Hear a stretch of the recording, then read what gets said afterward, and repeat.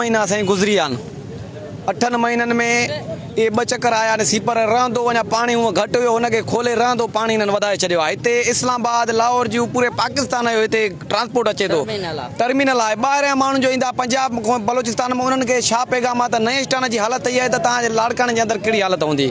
असां इहो ई मुतालबो कयूं था असांजा हिकु दुकान जी 50-50 हज़ार असां दुकान जी मसवाड़ भरियूं था को कस्टमर असां ॾे अची लड़ी अचण लाइ तयारु न आहे। असां फाका कशी करण ते मजबूर आहियूं मजबूरनि असां रस्तो बंदि कयो आहे साईं। मांजो नालो Taufiq Ahmed Bhutto new bus stand ते असां त जेको आहे सो हिनमहिल अहिड़े दौर में था रहूं हिन टाइम टेक्नोलॉजी हर सिस्टम जेको आहे सो पूरी दुनिया में सुठो थी वियो आहे। हे लाड़काणो शहर आहे भुट्टे जो शहर आहे। भुट्टे जे नाले ते माफ़िया हिकिड़ी वेठी आहे जंहिं असांखे हिते अहिड़ी हालत करे छॾी आहे अहिड़ी गंदगी आहे जो हिते न को माण्हू घुमी थो सघे ना समझ में ॻाल्हि ई कोन थी अचे। लाड़काणे जो मर्कज़ आहे मेन मर्कज़ आहे न्यू बस स्टैंड लाड़काणा मर्कज़ आहे। हिते इहा हालत लॻी पई आहे हिनमहिल इंतिज़ामिया असांखे ॾिसी हुतां वापसी थी वञे हेॾे अचण लाइ तयारु कोन्हे का। हुन लाइ को असां अवाम बेकार में बेकार माण्हू लॻा पिया आहियूं।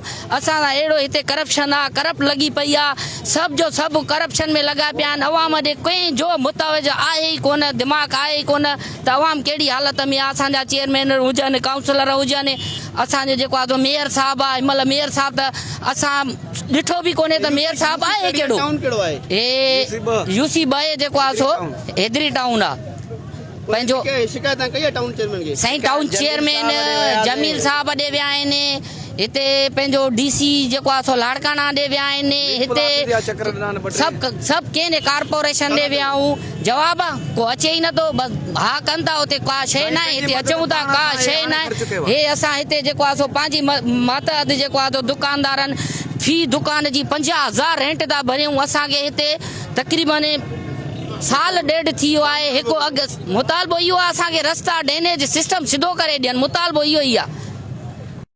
8 महीना थी विया आहिनि पाणी बीठो आहे। जमील साहिबु ॾे विया आहियूं जमील साहिबु मिलण लाइ तयारु न आहे। मेयर अनवर साहिबु ॾे विया आहियूं उहो मिलण लाइ तयारु न आहे। मीटिंग में वेठो आहे विया आहियूं म्यूनिसिपल होॾे मिलण लाइ कोई तयारु न आहे। आख़िरकार नेठि वञी रोड बंदि कयोसीं। हे मेयर साहिबु भुट्टे साहिबु लाड़काणो आहे भुट्टे साहिब जो शहर आहे। हे भुट्टे साहिब जी हे लाड़काणे न्यू बस स्टैंड आहे। हिते अहिड़ी हालत आहे अलाए केतिरा ॿार बचा हिते वञनि था किरिया आहिनि खॾा लॻा पिया आहिनि।